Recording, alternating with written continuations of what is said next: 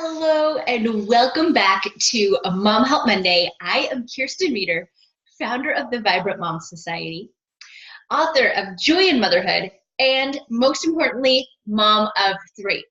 And here we are, part 4 of our series of how to get things done. Now, today we are going to be talking about putting it all together and keeping it going. So in part 1, we talked about how you need to get all of those things in your head just out there. In part 2, we talked about plugging it into your schedule so that it actually gets done. Part 3, we talked about setting your expectations and why sometimes they are part of the problem. And in part 4, today, we are going to talk about keeping it up because I don't know about you, but I am the kind of person that I can get really excited about something and be really into it for like a week or a month. Maybe if it's something super awesome, it'll be like 2 months. But then my brain just wants something new and something interesting. And so it will just completely forget to do that thing that I have been doing for all of this time. Completely crazy, I don't know. But that's how my brain works. And so this part was very hard for me. So if I can do it, then I know that you can. So first part of keeping it going is to download the schedule sheet that I created for you. It gives you the place to write down your to-do list, to organize it, and then on the flip side, plug it into this schedule, so that you actually have like that record that you can pick up and look at. If you can even take a screenshot of it for your phone to have it as an electronic version, or you can just type it into your notes that way, whatever works for you. But download this template so that you can actually start working on it, see what it looks like, and start plugging it in. So that has a link down below, so make sure that you get that. That's going to be your step number 1, actually doing the work. Because if up until now you have been watching these videos and you have not been actually doing it, then that needs to start today. That is how you keep it going, is by actually starting. So you can even pause this right now. I will not be offended. You can pause this or just keep listening. Download that sheet, print it out, and start writing that list. It could be the list for today. It could be just everything you're brained up, right? Go back to part 1 if you do not know what I'm talking about. So that is the step 1. Actually put the things in the list. Now, this is only good for one day. It's a 1-page sheet. You're going to need to print a few more pages, 30 perhaps. And then staple them together, put them in a binder, whatever works for you. You could print them off like half size if that works for you, and do 2 per sheet, and then you only have like 15 pages. Even better, bind them up, keep them with you. So that's how you do the first thing. Second thing is you are going to need to put a reminder in your calendar or your phone to actually do this, because this is how we create new habits, right? We remind ourselves to actually do them.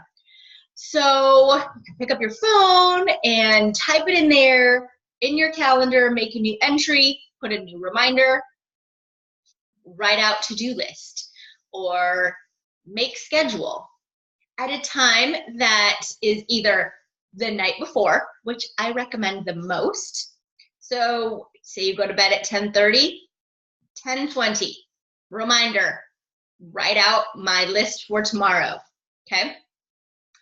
So then, because I know that you look at your phone right before you go to bed.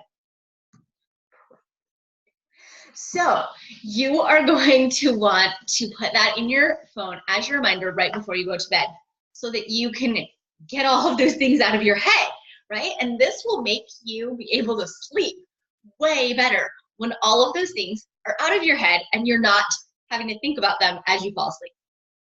So do it the night before, If you forget or if that doesn't work for you, do it first thing in the morning, right when you wake up, or as you're having your morning, breakfast or your coffee. Have that as the time that you write out this list, because that's something you're doing anyway. You typically just need, one hand to drink or eat, and so use your other hand to write out your list.